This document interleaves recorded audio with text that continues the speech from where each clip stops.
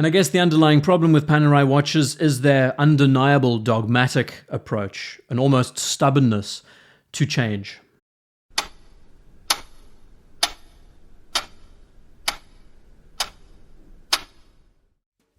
Panerai is a very good case study, and an example of how fleeting our attention can be in this hobby. Our world of watches today requires popularity, history, hype to keep the brand alive, and simply to keep it relevant. And the watch enthusiast knows the name Panerai. Everyone does.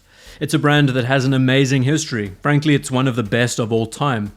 But after the huge peak in popularity and appeal through the 90s and the early 2000s, the name sadly has been squashed underneath the giants like Rolex, Omega, and many others. And it's a name that is not spoken about nearly as much as it should be. Trends and fashion of the time, ladies and gentlemen, is what helps perpetuate our hobby. Panerai used to be as popular as the stainless steel sports watches of today. They were in short supply and were worth more the second you bought them. An Italian brand, the rise and fall like that of ancient Rome. Swings and roundabouts. With all that said though, the brand still sits on a winning lottery ticket, I believe. Just by looking over the crib notes and seeing how their original partner created such successful designs, Panerai could do the same. Yes, I am saying that with a little bit of help from Rolex as its core inspiration, Panerai could definitely make a huge improvement to its identity, to its brand, and overall appeal. Let's be honest with ourselves. Panerai in recent years have been making some questionable decisions, and that's putting it lightly.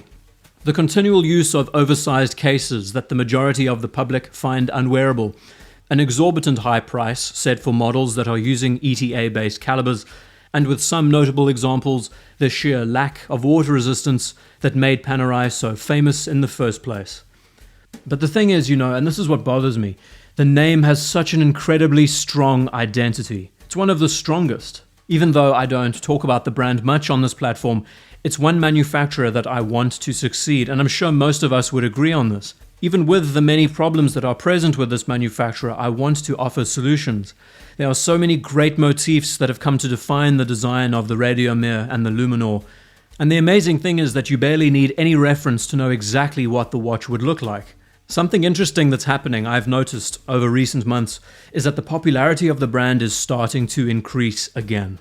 And let's be honest, there is an allure to these models. How great would it be to see a brand like this rise and then dip and then rise again?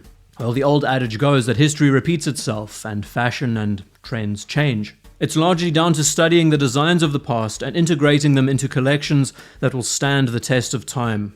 And hopefully an approach like this will be something that will last for decades. Let's start by looking at the impression of Panerai. What do people say?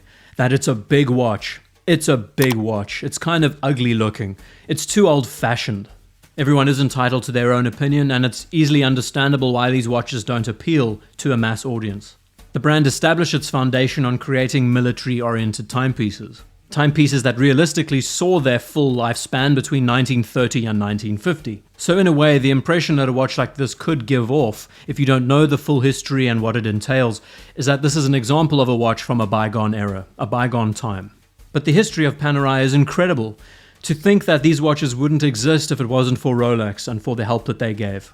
Late 1920s, early 1930s, Rolex wasn't the brand that we know it today. It was an outcast. It was a brand that was established in London. It wasn't considered Swiss. What they managed to do was commercialize a waterproof case that looked very attractive for a brand like Panerai.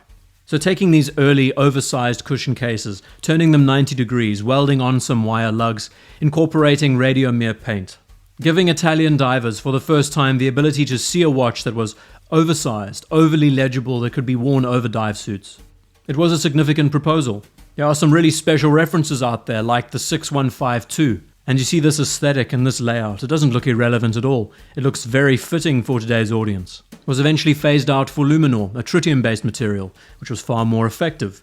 But in between that time, we started seeing contracts opening up and the introduction of models like the Egiziano diver. And all of these designs were massively influential because they were oriented and built around being these diving tools. They were made to be used for one purpose and one purpose only. But between 1930 and 1950, of course, we had a major conflict to deal with. Once the Second World War ended and these contracts dried up, Panerai wasn't creating nearly as many watches as they did. And then there was a rebirth, a resurgence of the brand when we saw the watch on the wrist of Sylvester Stallone, and that history is very well documented. There was a mania to own these watches.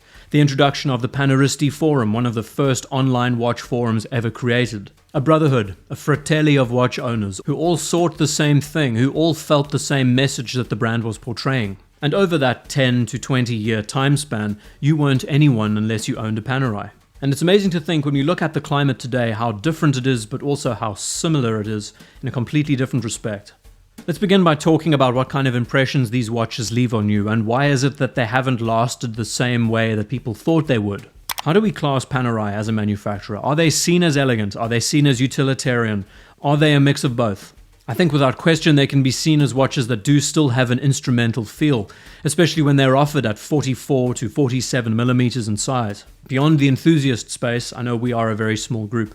Why is it that they haven't had such a broad appeal? Is that people just don't need watches of that size today. Similar to now, to how it was years before Stallone introduced them back into the space, is that people just don't feel they are relevant to be worn on a daily basis. They weren't necessary from the 50s onwards. They were built for a very specific application, a specific purpose for a specific environment. Granted, these would be excellent in the environments that they belong in, but day-to-day life, it's difficult to see an application for a 47mm watch on a daily basis. Here's the thing though, I find a lot of them look gorgeous. I really do love the whole mid-century design and style and approach, and the fact that they are unwavering when it comes to their designs. They aren't a brand that are willing to sacrifice the identity that made the watches so popular nearly 100 years ago. And I do like that about the brand, the fact that they are sticking to their guns, because they have so many traits that define what this watch is. You know, the way that they've kept the cushion case, the ingenious crown protection system, how so many use sandwich dials and keep the presentation relatively simple. They don't bombard these watches with loads of text or mention about the watch's water resistance. All of those ratings are at the back of the watch. I also think the way they integrate the crystals with these pieces is fantastic. Highly domed or boxed sapphire, sometimes even acrylic. Panerai watches have a style and a form that belongs solely to them. And that is why I think they have such a bankable property. So the question is then, is it a style of a bygone era? And just judging by the dial aesthetics of this watch, I remembered that the Seamaster 300, the current newly released Seamaster 300 reference, uses an almost identical aesthetic. A sandwich dial and what we would call sausage-style Arabic numerals. What does this tell you immediately? That even a brand like Omega sees a design like this to be relevant, to be something that belongs in a certain time period like the 1950s, but even still, it is relevant today. But the overarching question, and I think the one that most of us is asking, is there something that Panerai can do that could make these watches infinitely more interesting for the everyday person? We need to bear in mind that as enthusiasts, we are very picky when it comes to watches. That there is a huge percentage of the world population that buy Panerai watches because they fall in love with the brand and its history. It's just us in this very pedantic niche that likes to criticize everything. I really enjoy the fact that a brand like Panerai is using experimental materials, forged carbon, tantalum, titanium. They do create in-house movements, some with 8-day power reserves, some using tourbillons, some with flyback chronograph features. They've evolved the Luminor line and created models like the Submersible. They've done some amazing reissues. What I'm going to say now is going to be highly controversial, so I think Panerai owners in the audience, cover your ears.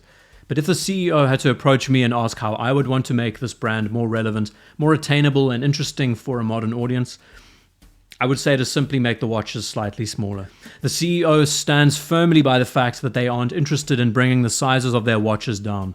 They don't see that there is a trend and an increased interest in smaller size watches. I don't know if that is ignorance or if they just aren't interested in going down this route. The brand seems firmly fixated on creating overly sized, masculine watches. And that's not a problem.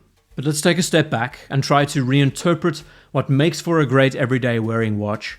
And let's look at what the most popular examples are in this category. In a strange twist of fate, history repeating itself, if Panerai was to refer to Rolex and see what they do and why their formula has been so successful, and if they were to adopt a similar motif in a few areas, their designs I think would be infinitely more wearable and appealing. Take the 1950 Luminor, 47mm in size, beautiful gilt hands, gilt lettering. If I was given the opportunity to reinterpret this watch, all I would simply do is adjust the thickness of the lugs. The watch has such a beautiful streamlined effect when you look to that cushion case. The lugs should be given that same kind of treatment, a trapezoidal shape. Get rid of those square shoulders and taper them in, and then simply shifting the watch down to 36mm. Because here's the thing, vacant negative space on a watch dial isn't exactly attractive. And when you bring the size of the watch down, it already gives you an impression that a lot more attention was put into those smaller details. And with some of these examples that I'm sharing with you, I'm playing around with these sizes and these diameters. I'm not saying that the entirety of Panerai's line needs to be brought down to this size, but as a reinterpretation, a retooling, ironically something that would have worked very well in the 1930s when watches were really small in size. You know, history repeating itself again, if Panerai was to return to a more nominal size, with all of the key features still intact, the beautiful crown guard, the huge crystal, the gorgeous cushion-styled case with a sandwich dial, now with a movement that fits the space very nicely and a water resistance of 100 meters, not 30 meters like the IDGuy, I guarantee you that people would look at this brand with a fresh set of eyes. Because as we know, these watches wear bigger than their nominal sizes, regardless of what you would do to the case. But seeing all of the minutiae and the details intact, an extremely legible dive watch in its own right without the need of being so big in size. Surprisingly enough, an approach like this would make it very modern and would appeal to a modern audience. Maybe not everyone in the watch community, but you are reaching a different sector. When I look at these watches in a smaller size, I find them beautiful. And the bigness and the oversizedness and the masculinity of these watches has always been the driving home force that has made the brand so effective. But I also believe that there is an understated elegance to the design of these watches that has not been unpacked and explored as much as it could be. You know, maybe I'm entirely wrong. I'm not someone who knows Panerai and its full history. And maybe the reason why Panerai fell out of favor is because of this Richemont acquisition. Because of the peculiar business practices that went into making these new watches. Because they did in many ways alienate their previous audience in order to go after a new audience. And this, in a way, is doing the same thing. It's alienating the current audience and moving again. And maybe the biggest problem with Panerai watches is there is no winning formula. No matter what you do in the world, you can't please everyone. But I will say it again until the cows come home that I want this brand to succeed. I love a brand that has a history. And Panerai's history is one of the best. And if those in charge cannot see what's happening with the rest of the watch space, and that bringing these watches down in size would allow for an entirely new audience to see the elegance and the beauty that belongs to these pieces, it would be extremely difficult to convince them otherwise. So I guess my main gripe with the brand is I see so much untapped potential with these designs. There is great opportunity for them to create some amazing pieces, to offer them at better prices, and to keep providing this iconic design for a new generation to enjoy. And I guess the underlying problem with Panerai watches is their undeniable dogmatic approach, an almost stubbornness to change. I guess Panerai isn't interested in looking at the broader spectrum of what the modern day watch enthusiast wants, especially out of a daily wearing watch. One that is slightly smaller, that has great presence and good details, but one that is usable, that never needs to come off the wrist. All the while holding in this iconic DNA that made it famous, and ultimately ushering in the new dawn of the Paneristi.